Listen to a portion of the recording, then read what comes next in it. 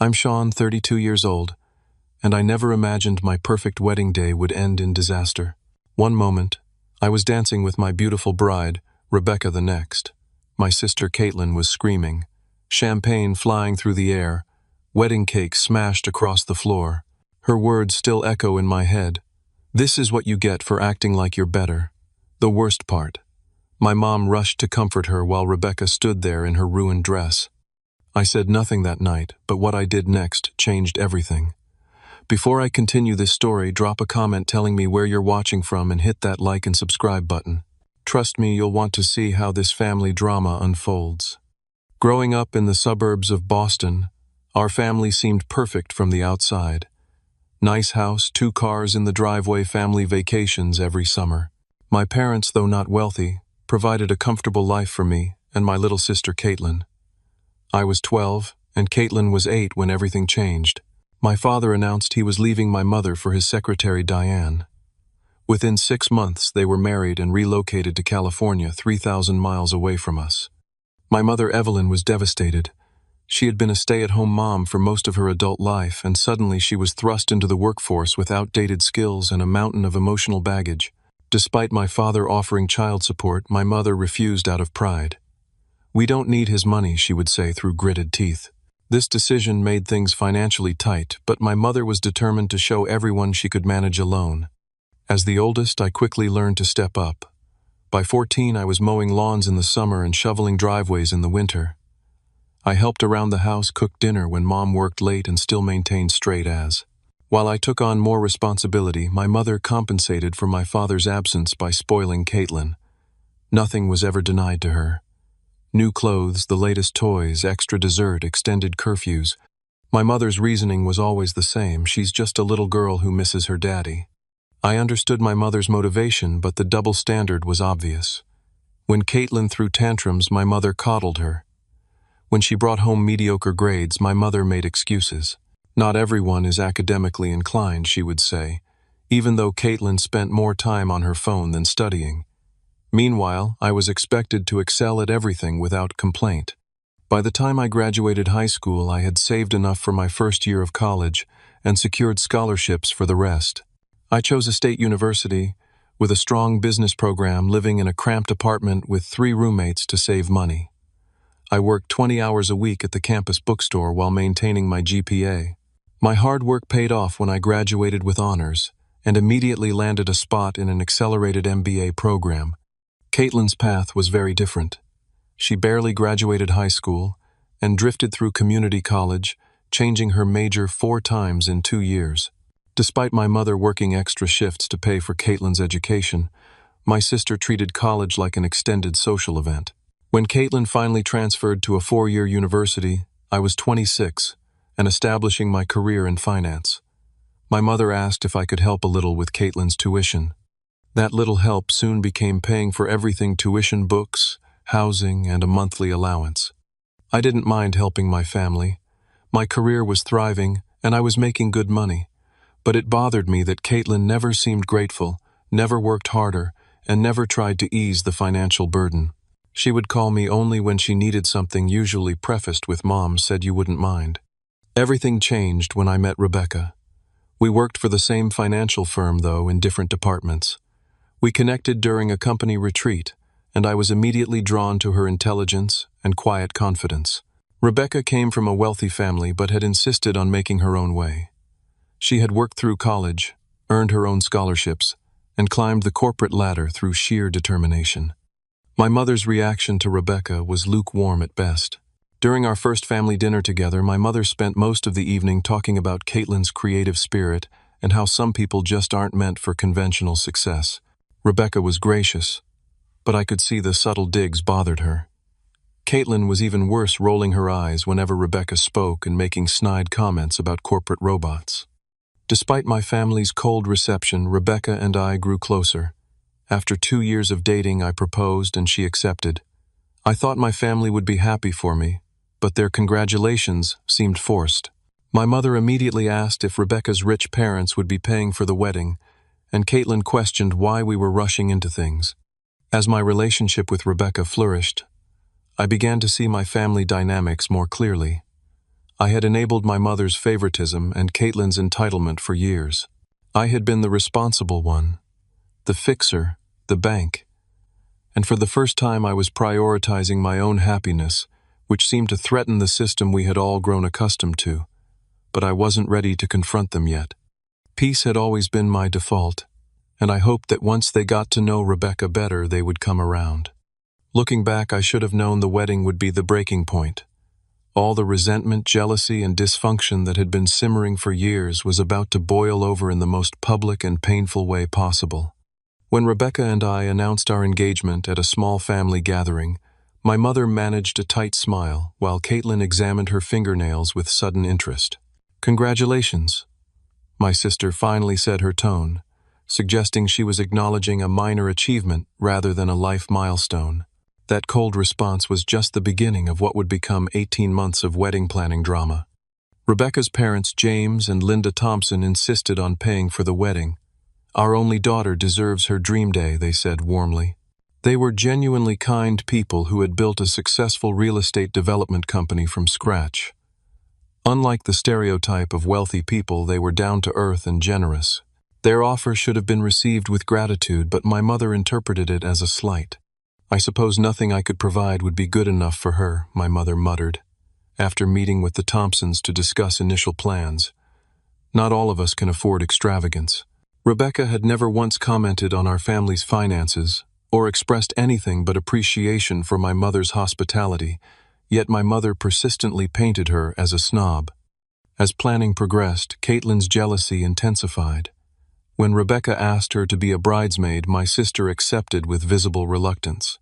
"I guess I don't have a choice if I want to avoid family drama," she said, turning a kind gesture into an obligation. The first major incident occurred during bridesmaid dress shopping.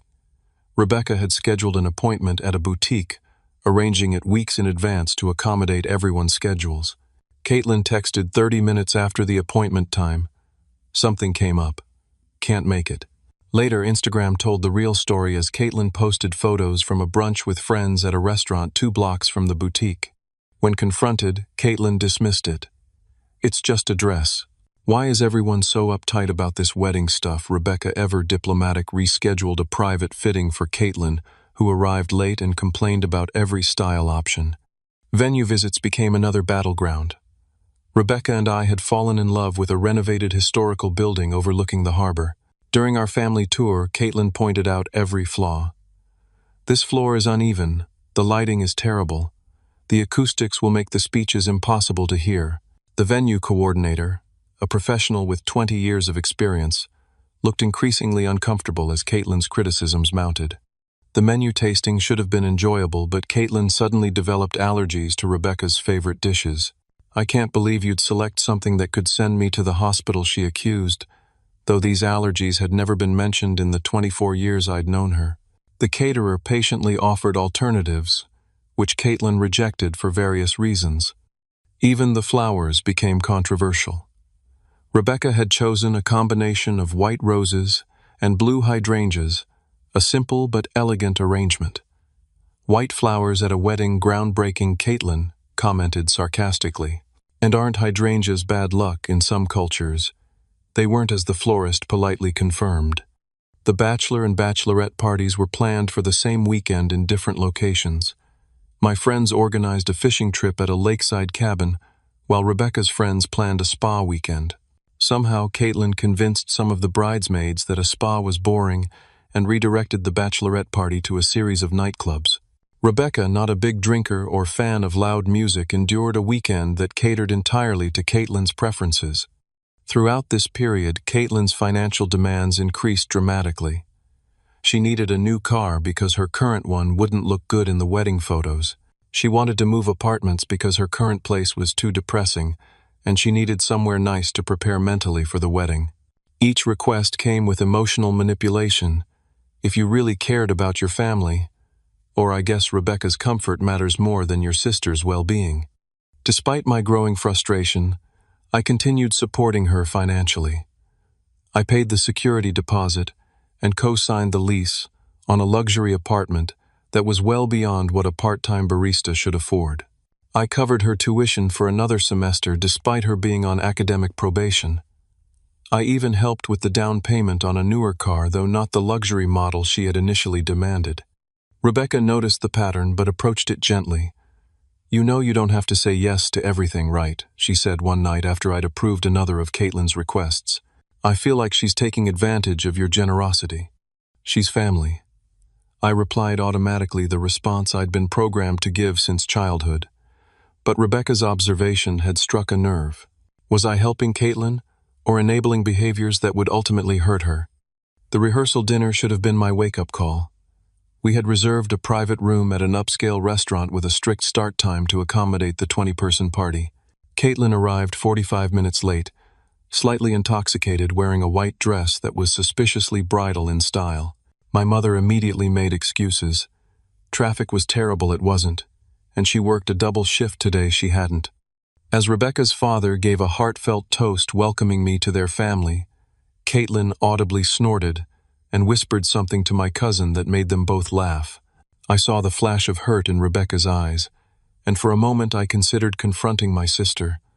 But with the wedding just hours away, I convinced myself to let it go. One more day of peace, I thought. After the wedding, I would establish some boundaries. I had no idea that after the wedding would arrive in such a spectacular and humiliating fashion. The morning of our wedding day dawned perfect, with clear blue skies and a gentle breeze coming off the harbor. Rebecca and I had decided to stick with tradition and spend the night before apart. As I adjusted my tie in the hotel mirror, my best friend Marcus snapped a candid photo. "Looking sharp, man," he said with a genuine smile. "Today's the day everything changes." He had no idea how prophetic those words would be. The ceremony was everything we had hoped for. Rebecca appeared at the end of the aisle in a classic A-line gown that took my breath away. Her father, beaming with pride, kissed her cheek before placing her hand in mine. We exchanged vows we had written ourselves, and I noticed tears in the eyes of many guests. Even my mother seemed moved, dabbing at her eyes with a tissue. Caitlin, standing with the other bridesmaids, maintained a neutral expression throughout. After the ceremony, guests moved to the reception area for cocktail hour while we took photos. Rebecca was radiant, laughing as the photographer directed us through various poses. "I can't believe we're actually married," she whispered during a quiet moment. "This is the happiest day of my life." The reception began smoothly. The historical building looked magical, with string lights draping from the exposed beams and candles flickering on each table. Our first dance went perfectly as we swayed to our chosen song, "At Last" by Etta James. The crowd applauded as I dipped Rebecca at the final note, both of us laughing with pure joy. Dinner was served, a 3-course meal that had taken months to plan. The speeches began with Marcus sharing funny stories from our college days, while still highlighting my better qualities. Rebecca's maid of honor spoke eloquently about their friendship and welcomed me to their circle. Throughout these moments, I noticed Caitlin making frequent trips to the bar, returning each time with a fuller glass of champagne. When Rebecca's father stood to give his speech, Caitlin was visibly swaying in her seat. My mother, seated beside her, seemed oblivious or deliberately ignorant of my sister's state. "Mr. Thompson spoke warmly about family values and the importance of supporting one another through life's challenges. "We couldn't be happier to welcome Sean into our family," he concluded, raising his glass. "To Rebecca and Sean." As guests echoed the toast, Caitlin muttered something loud enough for nearby tables to hear. I couldn't make out the words, but the shocked expressions of those around her told me enough. My mother patted Caitlin's arm soothingly, as if she were a toddler having a minor tantrum rather than a 24-year-old disrupting a wedding. The situation escalated when the DJ announced it was time to cut the cake. Rebecca and I stood before the 3-tiered creation, a classic design with subtle blue details that matched our color scheme. As I placed my hand over Rebecca's to make the first cut, Caitlin suddenly appeared beside us, champagne flute in hand. "Smile for the camera, perfect couple," she slurred, her voice dripping with sarcasm. Rebecca tensed beside me but maintained her smile as the photographer continued clicking. "Maybe you should sit down," I suggested quietly to Caitlin. "We can talk later." "Talk later," Caitlin's voice rose. "That's your solution to everything, isn't it? Later, later, later. Never now. Never when it matters." Guests were beginning to stare. The DJ awkwardly lowered the music volume. I placed a gentle hand on Caitlin's arm, attempting to guide her away from the cake table. This isn't the time or place. That's when she jerked away from me and raised her champagne glass. A toast to my brother, she announced loudly, who always does everything right. Perfect grades, perfect job, perfect wife from a perfect rich family. Before anyone could react, she flung the contents of her glass directly at Rebecca. Champagne splashed across my wife's white dress and face, leaving her gasping in shock. In the moment of stunned silence that followed, Caitlin wasn't finished. She turned to the wedding cake and shoved her hand straight into the middle tier, grabbing a fistful and smashing it onto the table. "This is what you get for acting like you're better," she screamed, her face contorted with rage. "Always the good son, always the successful one, always looking down on me." The room froze in collective shock.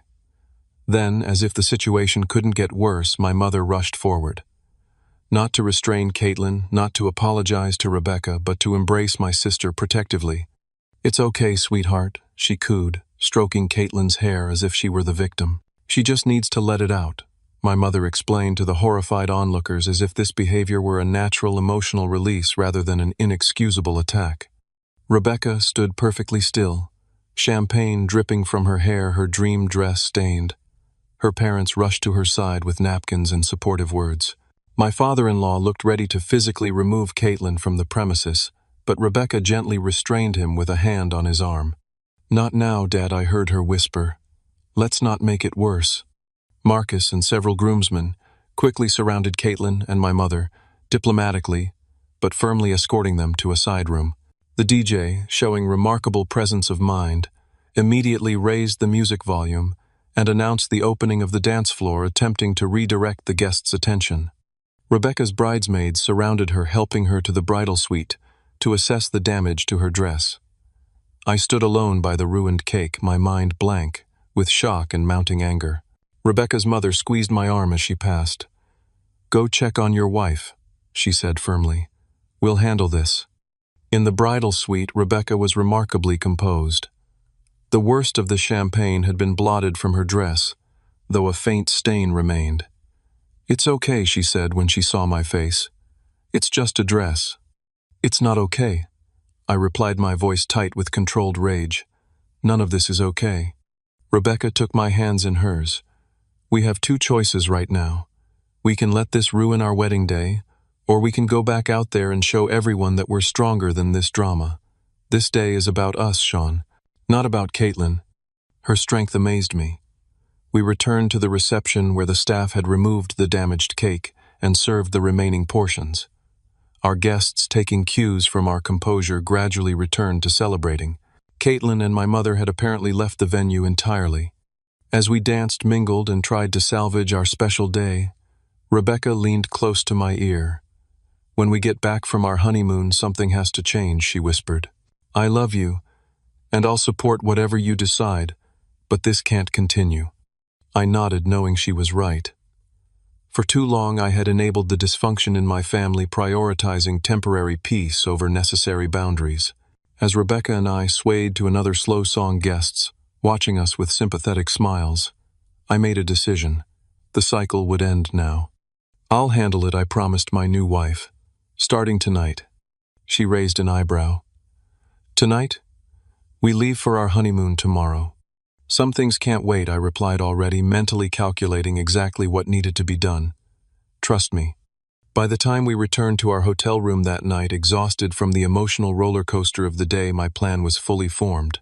While Rebecca showered and prepared for bed, I sat with my laptop, making a list of every financial tie between myself and my sister. The wedding day disaster had been painful, but it had also been clarifying. And clarity, I was discovering, could be a powerful motivator for action.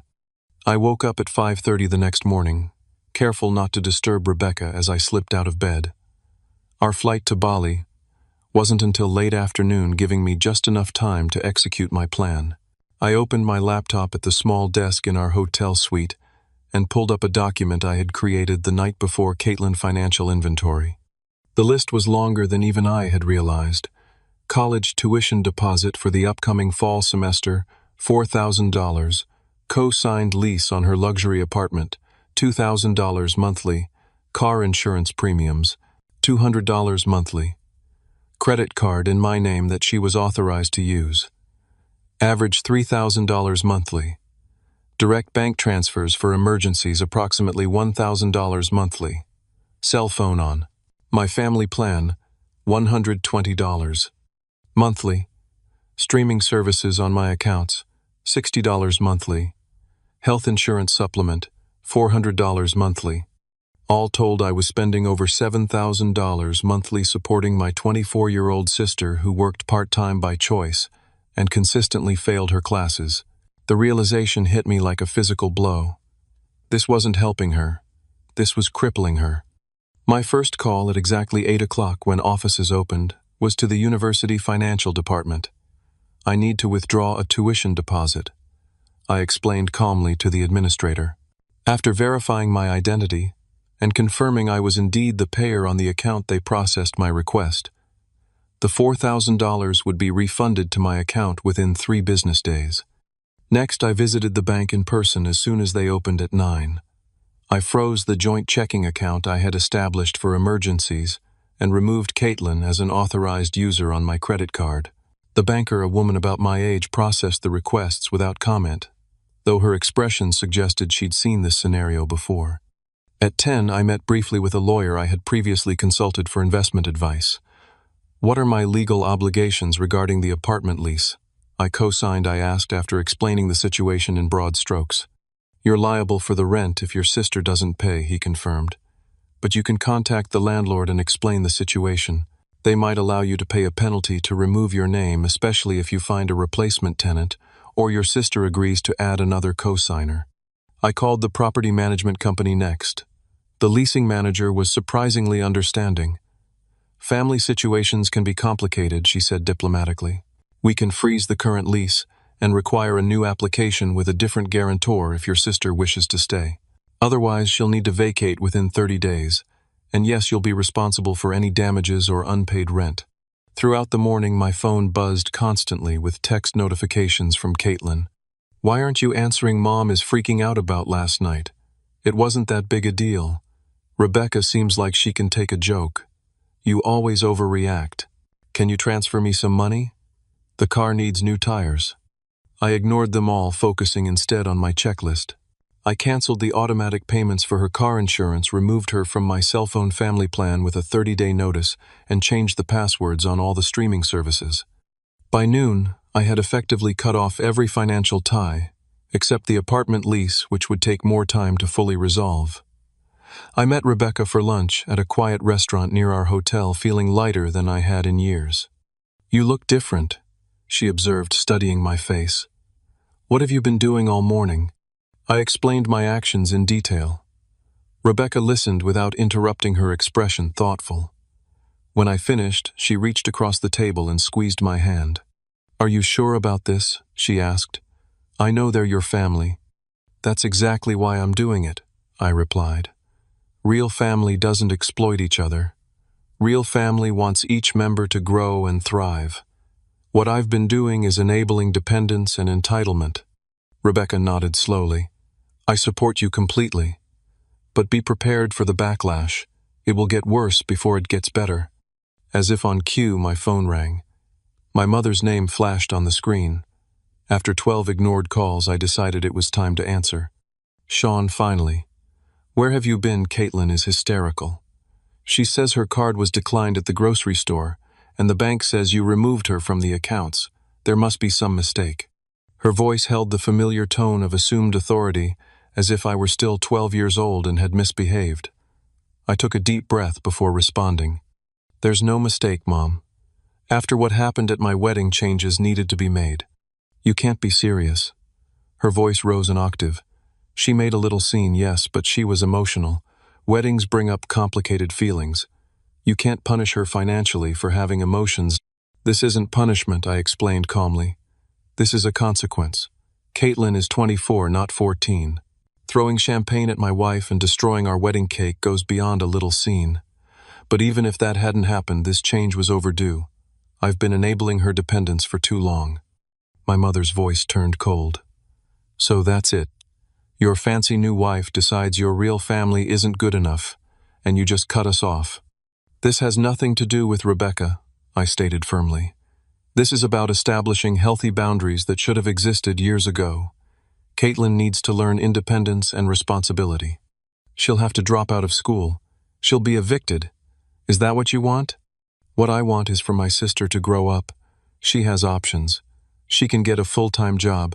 She can apply for financial aid. She can find roommates for a more affordable apartment. There are consequences to her actions, and it's time she experienced them. My mother's voice turned tearful, her final manipulation tactic. You're destroying this family. Your father left us, and now you're abandoning us too. The comparison stung, but I held firm. I'm not abandoning anyone. I'm still here, still willing to have a relationship. But the financial support has ended. After I hung up, Rebecca looked at me with concern. Are you okay? I considered the question carefully. Yes, I finally answered. For the first time in a long time, I think I actually am. We finished lunch and returned to the hotel to prepare for our honeymoon flight. As we packed the last of our things, Rebecca suddenly wrapped her arms around me from behind. I'm proud of you, she whispered. I know that wasn't easy. I turned to face her, overcome with gratitude for her understanding and support. The hard part's just beginning, I acknowledged, but it's necessary. As we headed to the airport, I turned off my phone, knowing the barrage of calls and messages would continue. For the next 2 weeks, Bali would be our sanctuary. But I was already planning what would happen when we returned, because cutting off support was only the first step. The real challenge would be rebuilding my family relationships on healthier terms, if that was even possible. Our honeymoon in Bali was exactly what we needed: 2 weeks of beaches, temples, and complete disconnection from the drama at home. The resort had spotty cell service, which gave me the perfect excuse to keep my phone off most of the time. When we landed back in Boston, reality crashed back instantly. My phone, once powered on, buzzed continuously for nearly 5 minutes with accumulated notifications. 57 missed calls, 123 text messages, 32 voicemails, and dozens of social media notifications. The missed calls were primarily from my mother and Caitlin, with a few from extended family members who had apparently been recruited to their cause. The text messages told the story of Caitlin's escalating panic and anger as she discovered each financial change. My card was declined. Call me ASAP. The apartment office says you froze the lease. What the hell? The school says my tuition deposit was withdrawn. Is this a joke? I can't believe you're doing this to me over a stupid wedding prank. Mom is absolutely devastated. I hope you're happy. Your wife put you up to this, didn't she? She never liked me. Call me back, you coward. The voicemails followed a similar pattern, starting with confusion, escalating to anger, then attempts at guilt, and finally desperate bargaining. My mother's messages were particularly manipulative, ranging from, I raised you better than this, to I've been having chest pains from the stress you're causing. Rebecca scrolled through some of the messages on the taxi ride home, her expression a mixture of disbelief and vindication. Wow, she murmured after listening to a particularly vitriolic voicemail from Caitlin. And they wonder why you needed boundaries. We had barely settled into our apartment when the doorbell rang. Through the peephole, I saw my mother standing in the hallway, arms crossed, expression grim. I braced myself and opened the door. So you finally decided to come home, she said, by way of greeting. While you were off enjoying your luxury vacation, your sister has been suffering. I stepped back, allowing her to enter, but refusing to take the bait. Would you like some coffee, Mom? She ignored the offer, pacing our living room like a prosecutor, preparing an opening statement. Caitlin had to borrow money from friends to buy groceries. The apartment complex gave her a warning about late rent. Her phone service was cut off. And you think this is appropriate? I think it's the natural consequence of her behavior, I replied calmly. She's an adult who made choices. Adults face consequences for their choices. This is Rebecca's influence, my mother accused, glaring at my wife, who had quietly entered the room. You were never this cruel before her. That's enough, I said firmly. Rebecca has nothing to do with this decision. In fact, she's shown more understanding toward Caitlin than most people would after having their wedding deliberately ruined. My mother's face flushed. It was not deliberate. She was emotional. Mom, she threw champagne at Rebecca, destroyed our wedding cake, and screamed insults in front of 200 people. Then instead of apologizing, she asked me for money the very next day. This isn't about one incident. It's about a pattern that's gone on for years. The argument continued for nearly an hour, covering familiar ground. My mother cycled through her usual tactics, minimizing Caitlin's behavior, maximizing my supposed betrayal, invoking family loyalty, questioning Rebecca's character, and finally her trump card. Your father would be ashamed of you. That one nearly broke my resolve. Not because it was true, but because it revealed how little my mother understood me. My father, who had abandoned his family for a younger woman, had no moral standing to judge anyone's family loyalty. After my mother left, slamming the door behind her, Rebecca held me in silence for a long moment. You did well, she whispered. Stay strong. The next morning I discovered Caitlin had taken the battle public. She had posted a long, carefully edited account of the situation on social media. My brother cut me off financially without warning because I accidentally spilled a drink at his wedding. Now I might be homeless and have to drop out of school. Blood isn't always thicker than water, I guess. The post had dozens of sympathetic comments and shares. Several mutual friends texted me, asking what was going on, if there was more to the story. Some took sides immediately, either condemning my cruelty or defending my right to establish boundaries. Family members I rarely spoke with suddenly had strong opinions about my personal decisions. I chose not to engage publicly. Social media isn't the place to resolve family matters, I told Rebecca as she read me the latest comments. Responding would only feed the drama. While Rebecca and I settled back into our work routines, Caitlin escalated her campaign to restore her financial support. Her tactics ranged from transparent to downright concerning. First came the fake apology text. I've been thinking about what happened, and I'm really sorry. I was just emotional and had too much to drink. Can we talk? When I agreed to meet for coffee the following weekend, she seemed to take this as a sign that money would resume flowing, and canceled with a flimsy excuse. Next, she enlisted our Aunt Susan, my mother's sister, to call and remind me of family obligations and how your mother sacrificed everything for you kids after your father left. When this approach failed, my cousin Tim tried the man-to-man angle. Dude, she's your little sister. You can't just cut her off cold turkey. When the family pressure campaign didn't work, Caitlin moved to threats. If you don't reinstate my tuition, I'll have to drop out. Is that what you want on your conscience? Your sister being a college dropout because of your petty revenge. I held firm through each attempt, maintaining the same message: I'm happy to have a relationship with you, but the financial support has ended. The situation reached a new low when Caitlin showed up at my office building during lunch hour. I was returning from a sandwich shop when I spotted her pacing near the entrance, clearly agitated. Before I could decide whether to approach or avoid her, she saw me. Finally, she exclaimed loudly, drawing the attention of several colleagues entering the building. Your sister has to track you down at work because you won't answer her calls. I gently guided her away from the entrance, aware of the curious glances. Caitlin, this isn't appropriate. I'm at work. Nothing else was getting your attention, she snapped. I need money for rent. They're going to evict me. We can discuss this later, not here, I insisted. So you'll help. Her expression brightened immediately. No, I'll talk. The financial support is still over. Her face contorted with rage. You selfish bastard. You have plenty of money. You just spent thousands on a fancy honeymoon while I'm eating ramen and might lose my apartment. As her voice rose, more heads turned our way. Mortified, I tried to defuse the situation, but Caitlin was beyond reason. She continued her tirade until security approached, asking if everything was all right. No, everything is not all right, Caitlin spat. My brother is trying to ruin my life. Eventually, I had to return to work, leaving Caitlin still fuming on the sidewalk. My boss called me into his office that afternoon. I braced for a reprimand about the scene, but his approach surprised me. Family troubles, he asked sympathetically. I nodded, embarrassed. Sorry about the disruption earlier. He waved away my apology. Someone sent us a video of your wedding. It made the rounds in the office last week. That was quite a situation you handled there. He leaned forward. Setting boundaries isn't easy, especially with family.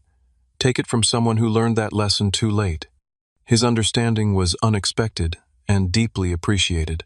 Meanwhile, my mother had begun complaining of various health issues, migraines, high blood pressure, insomnia, all allegedly caused by worry over Caitlin and distress at my abandonment. These reports came through flying monkeys, family members who would casually mention, "Your mother was in such pain yesterday she could barely get out of bed." Despite the persistent guilt trips, I maintained my position. Rebecca and I enjoyed a brief weekend getaway to Cape Cod, a much-needed respite from the ongoing drama. During a peaceful walk on the beach, I found myself reflecting on the long-term implications of my decision. "What if they never come around?" I asked Rebecca. "What if this permanently damages my relationship with my mother and sister?" Rebecca considered the question seriously. "That's possible," she acknowledged. "But ask yourself, this was the relationship you had healthy. Was it reciprocal, or was it based on financial dependence and emotional manipulation?" Her questions were uncomfortably perceptive. "I guess I've been buying their affection for years," I admitted, "and it wasn't even working." When we returned from our weekend away, I had a surprising voicemail from my father. We spoke occasionally, usually brief birthday or holiday calls, but hadn't had a substantive conversation in years. "Sean, it's Dad. Your aunt mentioned what's happening with Caitlin. I know we don't talk much, but I'd like to discuss this if you're willing. Call me when you can." I returned his call that evening, unsure what to expect.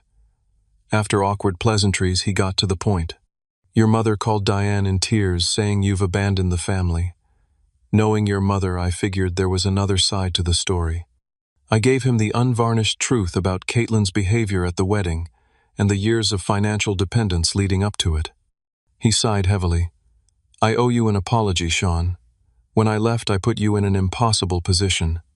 You became the man of the house too young, and your mother clearly transferred all her expectations to you." The acknowledgement, 20 years overdue, hit me hard. "Why are you telling me this now?" "Because I see you repeating a mistake I made," he replied. "I enabled your mother's spending for years to avoid conflict. By the time I finally set a boundary, the relationship was too damaged to save. You're doing the right thing with Caitlin, but do it for the right reason, because it will ultimately help her grow, not because you're angry about the wedding." His insight was surprisingly valuable. "So you think I should stay firm?" "Absolutely. But keep the door open for a real relationship if that's what you want. Just make it clear that money is no longer part of the equation." After we hung up, I felt a strange sense of clarity. The wedding disaster, painful as it was, had forced necessary changes that had been brewing for years. Now I needed to decide what kind of relationship I wanted with my family moving forward, if any. 1 week after returning from our honeymoon, I scheduled a meeting with my mother and Caitlin. Grand Brew Coffee Shop, 8:40 a.m. sharp, my text specified. "I have something important to discuss." I chose the early time deliberately, knowing Caitlin rarely woke before 10. Her attendance would require actual effort, a small test of seriousness. I arrived 20 minutes early, with a folder of documents, and secured a corner table away from other customers. The coffee shop was busy with morning commuters, grabbing their daily caffeine fixed the bustle, providing a buffer of white noise for what would likely be an emotional conversation. At 8:39, my mother walked in, her expression a careful neutral. She had clearly made an effort with her appearance, hair freshly styled, makeup precise. I recognized the tactic, an attempt to convey that she was the composed, reasonable party in this conflict. A minute later, Caitlin slouched through the door, looking deliberately disheveled in contrast. Dark circles under her eyes, hair pulled back messily, wearing a wrinkled Boston University sweatshirt. Her visual statement was equally clear: "See how I'm suffering because of you." "Thank you for coming," I said as they sat down. I had already ordered their preferred drinks, a vanilla latte for my mother and an iced mocha for Caitlin. This small gesture of consideration seemed to momentarily disarm them. "What's this about Sean?" my mother asked, her tone suggesting this meeting was an inconvenience rather than her idea of a reconciliation opportunity. "Are you finally ready to discuss reinstating Caitlin's support?" "I want to talk about the future," I replied calmly. "Our future as a family." Caitlin rolled her eyes. "Save the lecture. Either you're helping me financially or you're not. The apartment manager is threatening eviction, and registration for next semester closes in 2 weeks. I nodded, acknowledging her concerns without reacting to her tone. "I understand your situation is precarious right now. That's partly why I wanted to meet." I opened the folder and removed several documents, placing them neatly on the table. My mother and sister exchanged confused glances. "What is all this?" my mother asked suspiciously. "The real news," I replied. "My response to everything that's happened." I slid the first document toward them. "This is the deed to a small condo in Somerville. 1 bedroom, 1 bath, nothing fancy, but in a safe neighborhood with good public transportation access. I purchased it last week as an investment property." Their expressions shifted from confusion to cautious interest. Caitlin reached for the deed, examining it closely. "What does this have to do with me?" "I'm offering it as a residence for you, Caitlin. The monthly costs would be significantly lower than your current apartment, and the location is actually closer to campus." Before hope could fully bloom in her eyes, I continued. "There are conditions." I slid the next document forward. "This is a basic rental agreement. You would be a tenant, not an owner, with specific responsibilities and expectations." Caitlin's face darkened. "So you're my landlord now? That's your solution?" "Please let me finish," I said firmly. "The condo is just one part of what I'm proposing." I presented the third document. "This is paperwork for an educational trust I've established. It will cover your tuition and basic educational expenses, but with stipulations you must maintain at least a C average to attend all classes and meet regularly with an academic advisor." My mother, who had been uncharacteristically quiet, finally spoke. "You're treating your sister like a child with all these rules and conditions." "No," I corrected gently. "I'm treating her like an adult who needs structure and accountability. There's a difference." I continued with the fourth document. "This outlines a monthly allowance that will be deposited into a new account.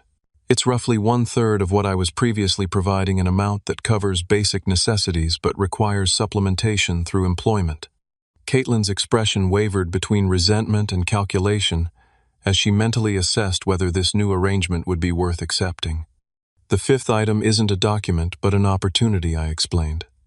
"My colleague Michael runs a marketing department that needs a part-time administrative assistant. The hours are flexible around class schedules, the pay is competitive, and there's potential for growth if you show initiative. He's willing to interview you next week." "So I have to work now?" Caitlin asked, as if the concept were foreign. "Most adults do," I replied without sarcasm. "It's actually quite fulfilling to earn your own money." My mother, clearly processing this unexpected approach, leaned forward. "What's the catch, Sean? Why are you doing all this after saying you were cutting her off?" I met her gaze directly. "Because cutting someone off completely isn't the only alternative to enabling them. I want to help Caitlin become independent and successful, not dependent and resentful. But there are conditions beyond what I've already mentioned." I placed the final document on the table. "This is a behavioral contract. It includes several non-negotiable terms." I turned to Caitlin. "First, you will personally apologize to Rebecca and her family for what happened at the wedding. A genuine, specific apology, not a generic, 'sorry if anyone was offended.'" Caitlin stiffened but didn't object. "Second, you will attend weekly therapy sessions. I've researched several qualified therapists who specialize in family dynamics and personal growth. You can choose which one you prefer, but attendance is mandatory for continued support." My mother interjected therapy. "There's nothing wrong with Caitlin that requires therapy." "Mom," I said gently, "what happened at my wedding wasn't normal behavior. Neither is the dynamic we've developed as a family. We could all benefit from professional perspective." Before she could argue further, I continued. "Third, this arrangement is probationary for 6 months. If the terms are violated, particularly regarding Rebecca or academic performance, the support ends immediately. If things go well, we can discuss adjustments that grant more independence as it's earned. And fourth, there will be a cooling-off period. No contact between us for 30 days while you consider this offer, and begin therapy if you accept. We all need space to reset our dynamics." The silence that followed was heavy with tension. Caitlin stared at the documents, conflict evident in her expression. My mother looked torn between outrage at the conditions and relief that I wasn't completely abandoning her daughter. "This feels like punishment," Caitlin finally said, her voice smaller than I'd heard in years. "It's not punishment," I replied. "It's a pathway to a healthier relationship for all of us." "A relationship where you have all the power," she countered. "I've always had the financial power, Caitlin. The difference is I'm now using it to encourage growth rather than dependence. Eventually, the goal is for you to not need my support at all." My mother, who had been flipping through the documents with increasing agitation, suddenly slammed her hand on the table. "This is ridiculous. You're acting like some benevolent dictator. We're your family, not charity cases to be managed." "That's exactly the problem, Mom," I said, maintaining my calm. "You've treated me like an ATM for years, not a son or brother with feelings and boundaries." When Rebecca was publicly humiliated on what should have been the happiest day of our lives, your first instinct was to comfort the person who caused the pain, not the victims of it. Something in my words seemed to penetrate her defenses. She sat back momentarily speechless. "I was 12 when Dad left." I continued, my voice softening. "I grew up fast because I had to. I took on responsibilities, got jobs, helped around the house, all while maintaining perfect grades, because I knew college was my only path to security. I didn't resent it then because I loved you both and wanted to help." Caitlin was looking down at her hands, refusing to meet my eyes. But somewhere along the way, helping turned into enabling. My support became expected, then demanded. My success became something Caitlin resented rather than aspired to. And you, Mom, encouraged that resentment because it was easier than holding her accountable. My mother's eyes filled with tears, but for once they seemed genuine rather than tactical. "I just wanted to protect her," she whispered. "After your father left, I couldn't bear to see either of you hurt again." "But you did hurt us," I replied gently. "By treating us so differently, you taught Caitlin that tantrums get rewarded and responsibility gets taken for granted. You set her up for frustration when the real world doesn't work that way." Caitlin, who had been uncharacteristically quiet, finally looked up. "Is that how you see me? As some spoiled brat who can't function in the real world?" I considered my answer carefully. "I see you as someone with potential who's never been challenged to fulfill it. I see my little sister, who used to draw amazing pictures and write creative stories before she decided that academic effort wasn't cool. I see someone who's been told her emotions justify any behavior no matter who gets hurt." Tears spilled down her cheeks, and for the first time in years they didn't seem manipulative. "I was so jealous," she admitted in a choked voice. "Everything always came so easily to you. Good grades, good job, good relationship. I felt like I could never measure up." "Nothing came easily," I corrected her. "I worked incredibly hard while you were sleeping in or partying. I made sacrifices while you were spending my money on designer clothes. The difference wasn't ability, Caitlin. It was effort and accountability." My mother reached for Caitlin's hand, but instead of her usual enabling comfort, she said something surprising. "He's right, sweetheart. I didn't do you any favors by shielding you from consequences." The conversation that followed was the most honest exchange our family had experienced in years. There were tears, recriminations, and painful acknowledgments on all sides. I admitted my role in enabling the unhealthy dynamic by taking the path of least resistance. My mother acknowledged her favoritism and the damage it had caused. And Caitlin most surprisingly admitted that her behavior at the wedding had been inexcusable, driven by years of insecurity and entitlement. "I was awful to Rebecca from day one," she confessed. "She never did anything to deserve it. I just hated that she seemed so perfect, so put together. Next to her, I felt like a mess." By the time our coffee cups were empty, the morning crowd had thinned. We had talked for nearly 3 hours, covering ground that had been avoided for decades. Nothing was fully resolved, but seeds of understanding had been planted. "I need time to think about all this," Caitlin said, gathering the documents I had brought. "Take the time you need," I replied.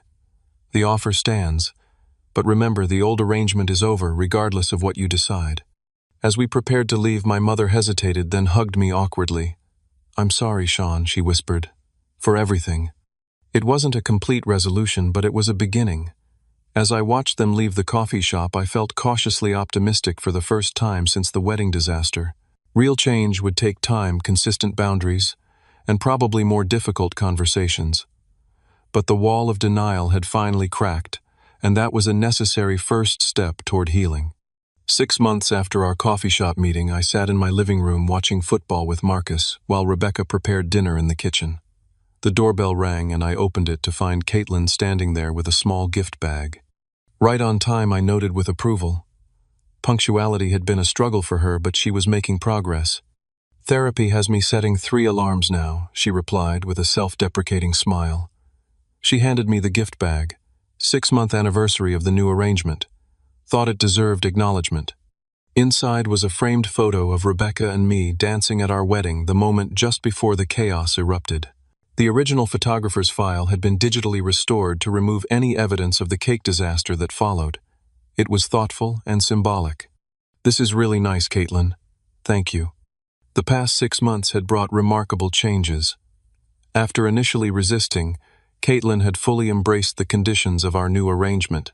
The weekly therapy sessions initially attended grudgingly had become a cornerstone of her personal growth.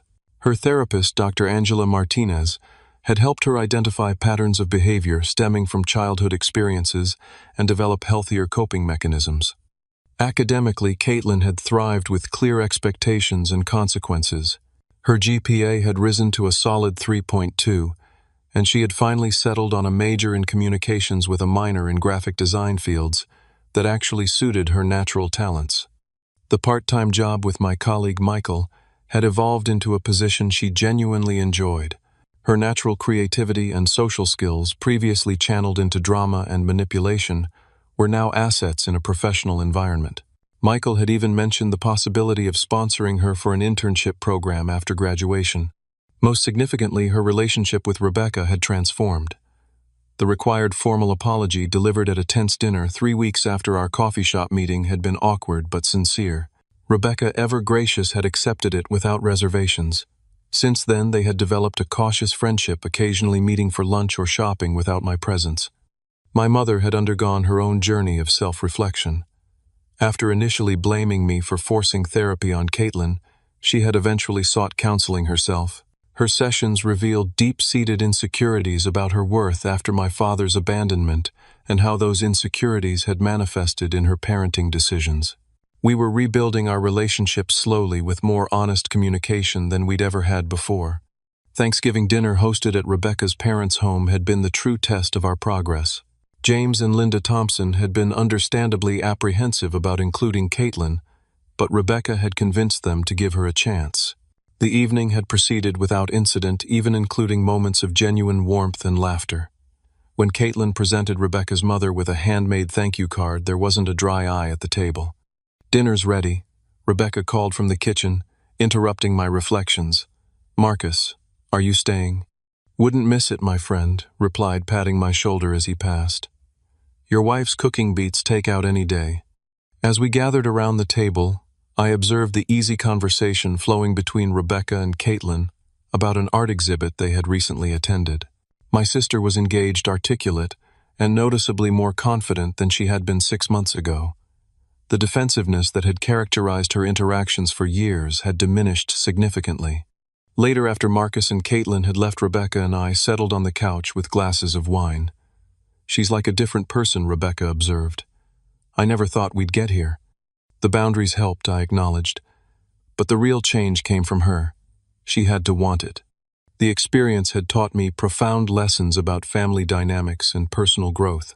First love doesn't mean endless enabling. True love sometimes requires difficult boundaries that allow people to experience natural consequences and develop resilience. By financially supporting Caitlin unconditionally, I had actually impeded her growth and contributed to her sense of inadequacy. Second, healthy relationships require mutual respect and accountability. For years, I had accepted disrespect and manipulation to maintain peace, creating a dysfunctional pattern that harmed everyone involved. Breaking that pattern, though painful, was necessary for authentic connection. Third, patterns established in childhood can persist for decades if left unexamined. My mother's favoritism, my overcompensation, and Caitlin's entitlement had roots in our father's abandonment and the insecurities it created. Understanding those origins didn't excuse destructive behavior, but provided context for addressing it effectively. Fourth, healing is rarely linear. There had been setbacks along the way, arguments, relapses into old patterns, moments of doubt. Caitlin had missed therapy appointments twice and temporarily lost allowance privileges. My mother had occasionally slipped into enabling behaviors. I had sometimes been too rigid in enforcing boundaries. But the overall trajectory had been positive because we remained committed to the process. Finally, and perhaps most importantly, it's never too late to rebuild. What had seemed like irreparable damage after the wedding disaster had actually become the catalyst for necessary change. Sometimes relationships need to break completely before they can be reconstructed on healthier foundations. "Penny, for your thoughts," Rebecca said, noticing my contemplative mood. "Just reflecting on how far we've come," I replied. "The wedding day disaster might have been the best thing that could have happened to my family, as terrible as it was in the moment." She leaned against me, her head on my shoulder. "Sometimes the things that seem catastrophic in the moment turn out to be turning points. Your sister smashing our wedding cake might have saved your relationship with her in the long run." I nodded, appreciating her perspective and forgiveness. "I never thought I'd say this, but I'm actually looking forward to the holidays with my family this year." As Rebecca and I enjoyed the peaceful evening, I felt genuine gratitude for the difficult journey we had navigated.